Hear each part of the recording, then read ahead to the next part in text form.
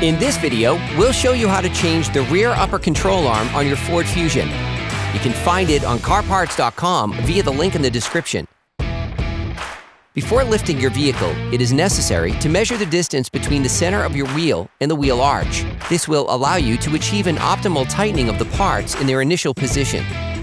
For safety reasons, we strongly suggest watching our video on how to jack your Ford Fusion safely. The components to be removed are very often seized up, so don't hesitate to brush and to use penetrating oil to make removal easier. Now you need to support the brake disc with a jack to make it easier to remove the wheel knuckle retaining bolts. Using a ratchet and a 15mm socket, unscrew the upper wheel knuckle retaining bolt. Finish unscrewing by hand, then remove the bolt. Using a ratchet and an 18mm socket, unscrew the shock base retaining bolt. Block the rotation of the holding nut with an 18mm wrench. Remove the bolt. Then lower the jack slightly. This will release the control arm from the wheel knuckle. Using a 15mm wrench, unscrew the retaining bolt on the chassis.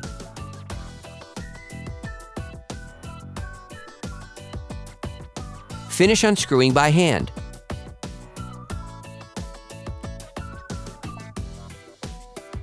You can now remove the upper control arm.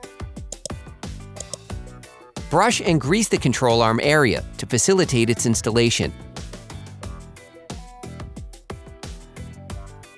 You can order the rear upper control arms used in the video on CarParts.com via the link in the description. Take the control arm. Then insert it from its upper part. Screw the retaining bolt back in until it makes contact. For great content, our best price, and fast shipping, download the CarParts.com app now. Next, use the jack to lift the lower control arm in order to install the upper control arm in the wheel knuckle. Use a plastic mallet to fit it into place. Use a flathead screwdriver to pry and align the control arm bushing with the bolt insertion hole. Then, screw the bolt back on until they make contact using a ratchet and a 14mm socket. You will need to pry it out with a big flathead screwdriver or a small crowbar. To avoid damaging the bushings, tighten the upper control arm bolts in the vehicle on the ground position. Lift the shock base with the jack until the original measurement between the center of the wheel and the wheel arch is reached. Finish the tightening of the bolts with a torque wrench.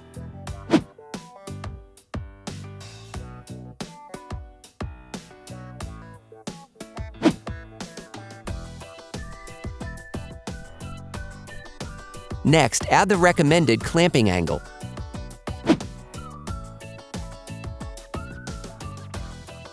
Lower the jack slightly to bring the shock base closer to its slot.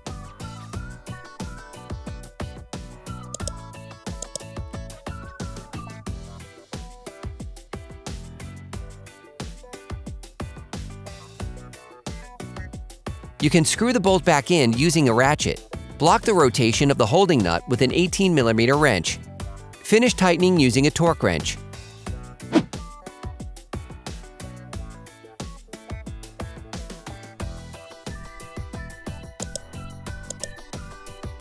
Then you will be able to put the wheels back on your vehicle.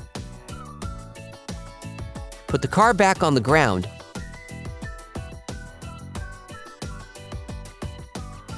and block the wheels properly. Operation complete.